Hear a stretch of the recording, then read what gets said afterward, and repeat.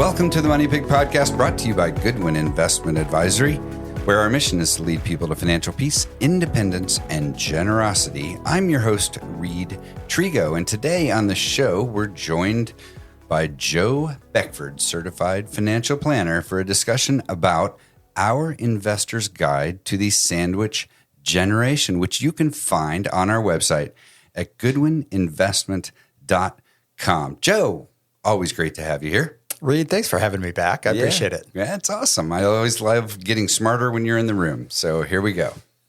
Way to build my ego. That's always a good start. Yeah, there you go. I should have like the applause. There you go. Look at the crowd. It's our studio audience. Everybody needs canned applause. I love that.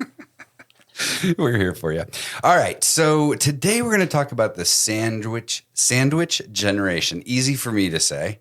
It's not, though. It's not a happy conversation sometimes. This is difficult right here. We're going to talk about the things people don't talk about today. Right. It's not only not easy for you to say, it's not easy for somebody to do. No. And yet there are so many people in that boat. Yeah. And you are, of our advisor, you're a very compassionate guy. So I thought you would be a great guy to have on to talk about this very, very difficult topic. Oh, thanks, Reid. Okay, so tell us what the sandwich generation is. So technically what that means is, you picture yourself in the middle and you are a parent of children and your parents are still living. And you have found yourself in the awkward situation where you're not only taking care of your children, but also taking care of your parents. Yeah. This would have been more fun if they called it the Oreo generation. Right? Wouldn't it? That was so rude. Here I am. Yeah. This would be great. So one thing people don't talk about is the club sandwich. These are the really happy people. So they are taking care of their adult parents, their children, and maybe even their grandchildren. Yes, that's the club sandwich. That's not the club that I want to be in. No, that's a difficult one too. Right. Oh my golly. Okay. So this sandwich generation thing, I think it comes with a lot of guilt. One, just talking about it and thinking about it personally. That can create some guilt. But I think people go through this as they're kind of walking through this phase in life, right? Sure.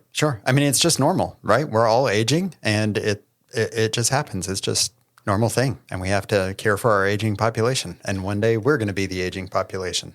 Yeah. So in a few minutes, we're going to talk about what we can do about that. Right. As financial advisors or just kind of like, in some cases, life advisors. Sure. Right. But just to talk about some of the difficult things that people deal with here in this sandwich generation dilemma, which it's a lot of people are somewhere in this. Either people our age are either helping their elderly parents or are supporting their children, right?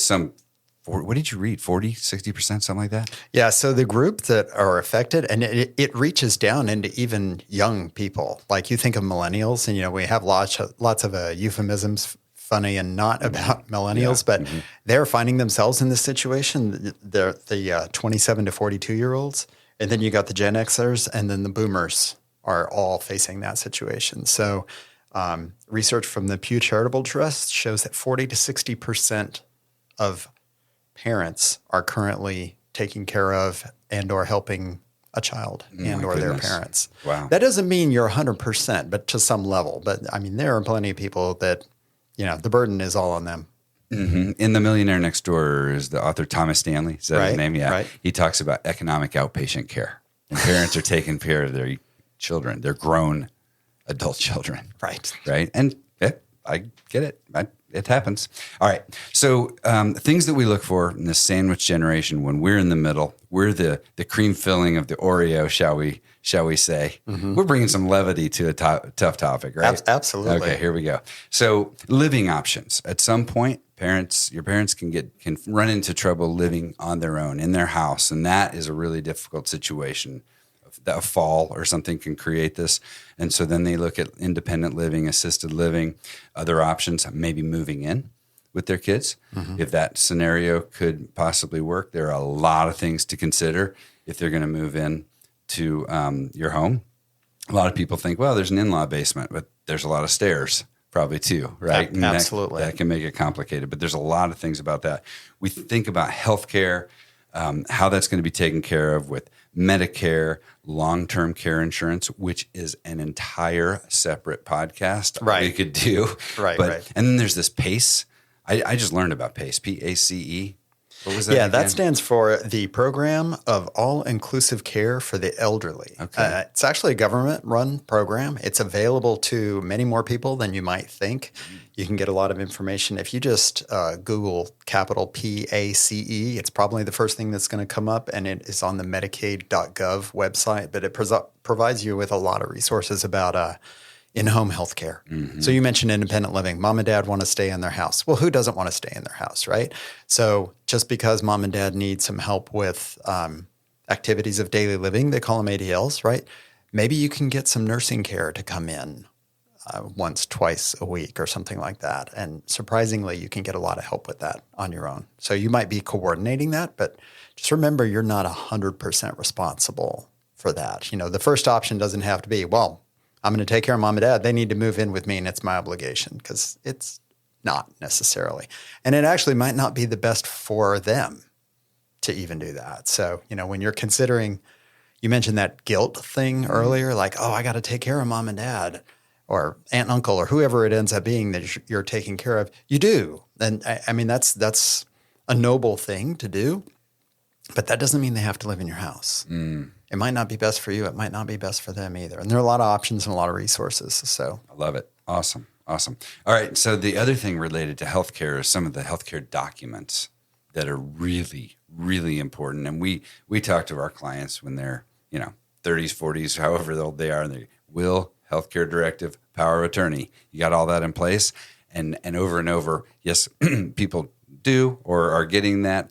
But often it's, we're getting that in place because it's a hard conversation. You got to sit down and talk about your demise or whatever with your spouse and what's going to happen and who's going to make decisions. And my wife and I started that process and probably sat on it for 4 years one time. So I get why people don't want to talk about it. But those kind of documents are really important too. Absolutely. And I would say, in your case, for sure, you just need your estate documents wrapped up. One of the best things that you can do for your family, if you want to love on your family, is make sure your estate documents are together. And you brought it together.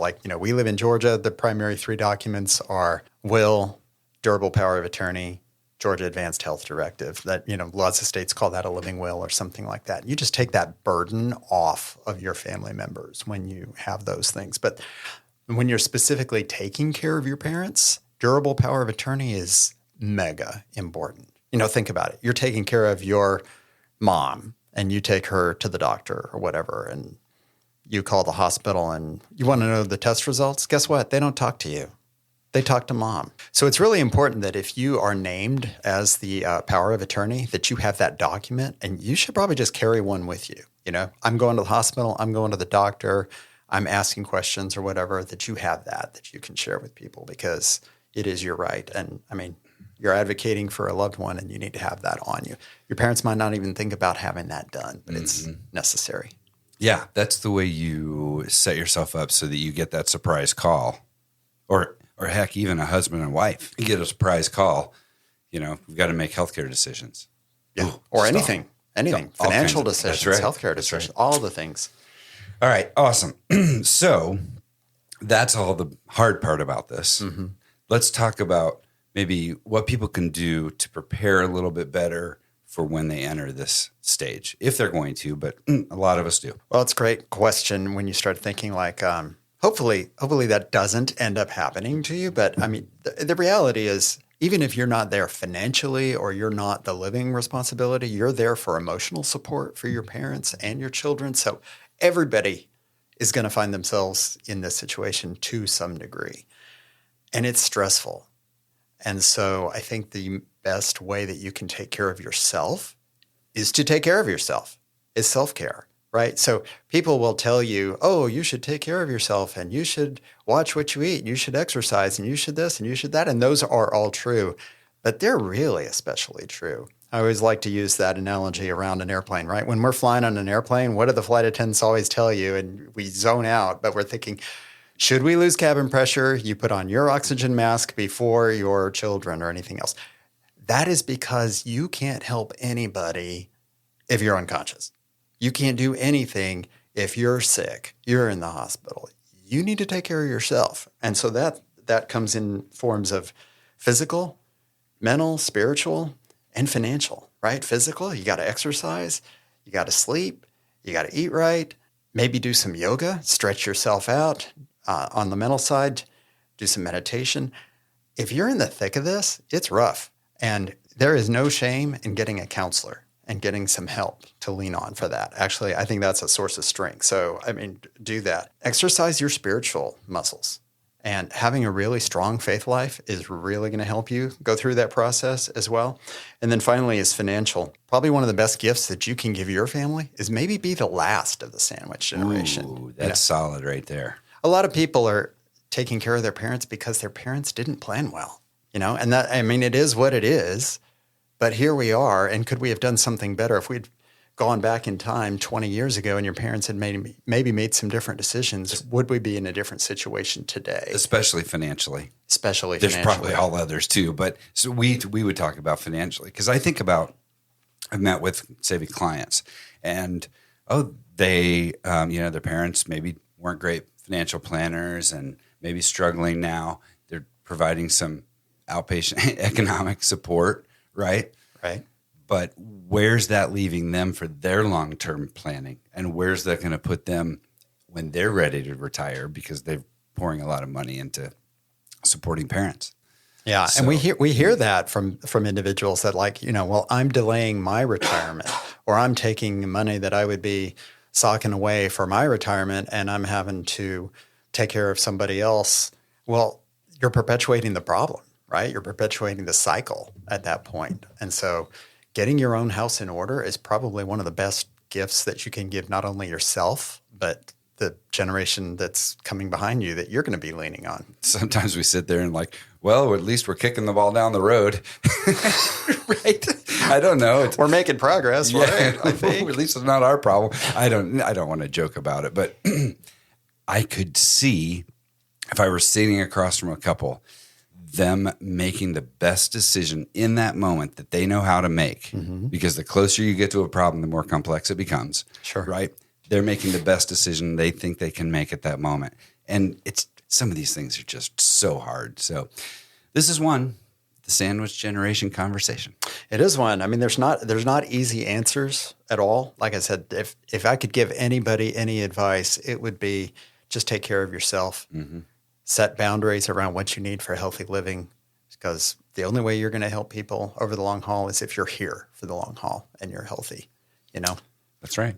Joe, thanks very much for being on the show today. Thanks for having us. I wish I had an easy answer, but not on this one. This isn't a problem. This is just life. Yeah, that's right. This is just life. And we just navigate it as best we can as we go. It's like gravity. It just exists. It just exists. And we're here for it. All right. So, and as financial advisors, we manage and rebalance portfolios. It's kind of what we do. But the unique value that we offer is that we work to understand our clients' individual goals so that we can have these types of very personal, very unique planning conversations with each individual. So again, Joe, thanks for being with us. Yeah, thanks for having me. All right. Thank you all for joining us. We'll see you next time on the Money Pig Podcast. The Money Pig Podcast is hosted by Reid Trego, a financial advisor at Goodwin Investment Advisory. This podcast is intended to share information and perspectives, but should not be interpreted as legal, financial, or tax advice. The opinions shared by participants are not necessarily endorsed by the company. Goodwin Investment Advisory is regulated by the SEC, and the company operates in compliance with applicable securities laws and regulations.